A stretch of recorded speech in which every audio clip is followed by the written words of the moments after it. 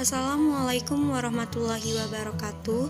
Di sini kami akan bermain peran mengenai transkultural nursing dengan dosen pengajar Ibu Sri Mariatun Eskep Enkes Hemkep dengan Arista sebagai perawat dan Nyoman sebagai pasien. Dari 7 komponen pada Sunrise, kami mengambil 5 faktor sebagai berikut.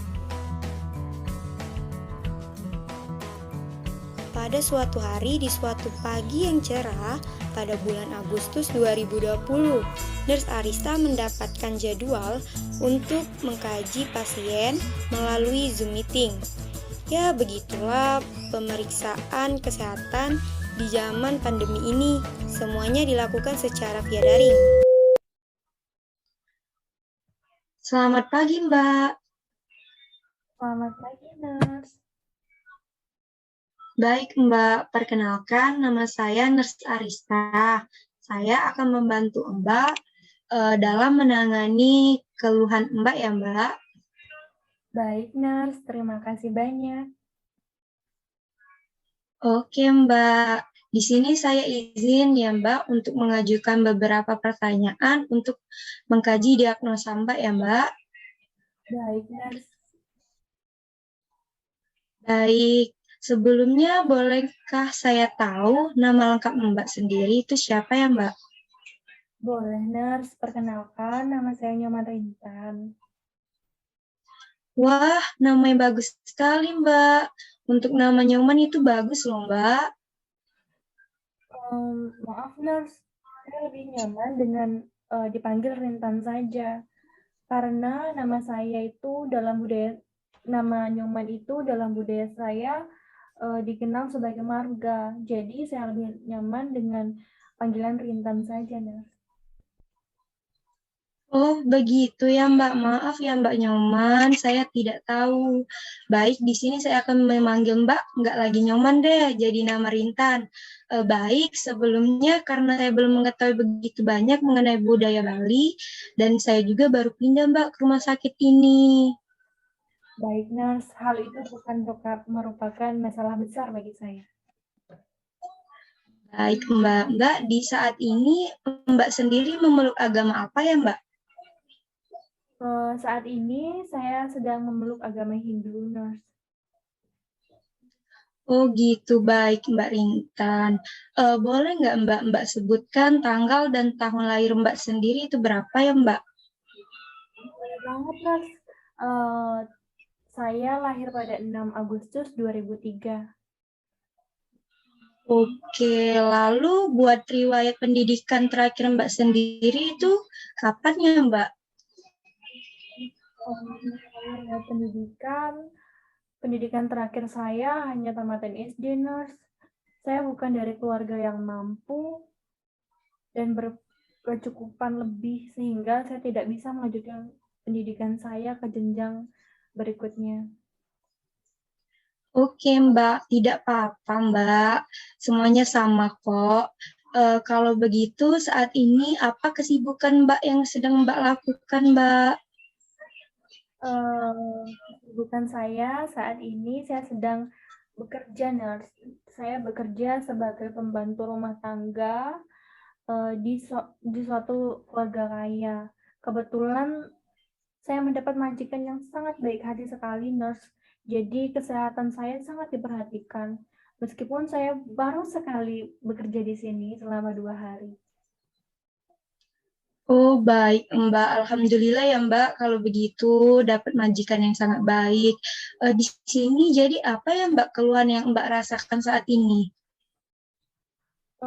Mengenai keluhan, orang-orang bilang tubuh saya sangat kurus dan memprihatinkan bila dipandang. Saya memang dari umur 15 tahun itu kurang memiliki terhadap nafsu makan, Nurse. Selain itu juga saya sering merasakan muntah dan mual. Dan apabila mencium bau makanan itu saya langsung muntah, Nurse. Oke, kalau begitu, kalau bagaimana dengan kondisi keluarga Mbak? Apakah ada yang memiliki tanda dan gejala yang sama seperti yang Mbak alami tadi Mbak? Syukurlah keluarga saya tidak ada yang memiliki keluhan yang sama, Nurse. Baik, kalau begitu. Lalu, kalau pola makan Mbak sendiri itu, apakah Mbak juga memiliki alergi terhadap makanan tertentu, Mbak?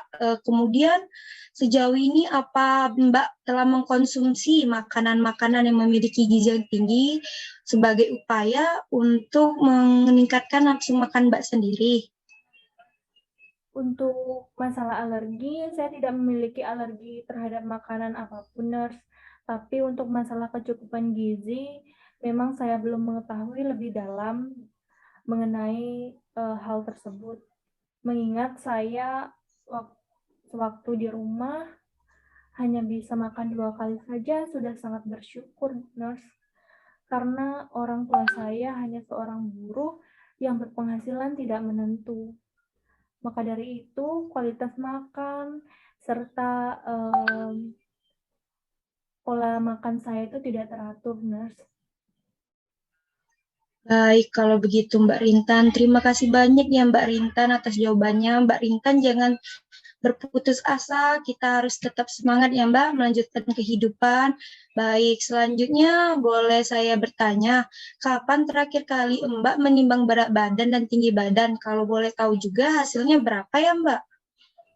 Kalau untuk berat badan dan tinggi badan, terakhir kali saya mengukurnya itu kemarin. Untuk berat badan saya itu di angka 40 kilogram.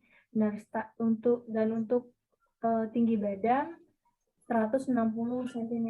Jadi saya itu sangat kurus, Nurse, tinggi dan kurus seperti itu. Jadi saya merasa sangat malu apabila keluar rumah. Baik Mbak Rintan, tidak apa-apa, kita jangan sampai body shaming ya Mbak, jangan dengarkan apa kata orang. Tapi di sini saya mengerti apa yang Mbak rasakan. Jadi sejauh ini tanda dan gejala yang Mbak alami ini menunjukkan ciri-ciri dari defisit nutrisi Mbak. Untuk lebih lanjutnya, saya akan menjadwalkan pemeriksaan untuk Mbak Rintan di rumah sakit ini untuk mengetahui lebih lanjut dan mengkaji dalam kasus ini ya Mbak.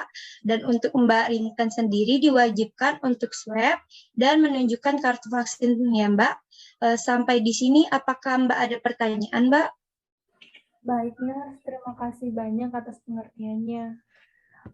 Lalu bagaimana ya Nurse untuk menanggulangi hal tersebut, menanggulangi keadaan saya saat ini agar pada pemeriksaan berikutnya saya datang dengan kondisi kesehatan yang sudah membaik.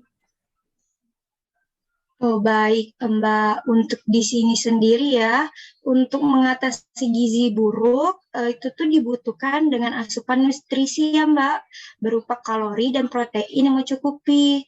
Namun pemberian tersebut itu tuh harus dilakukan secara bertahap ya Mbak. Berikut mungkin cara-caranya ya.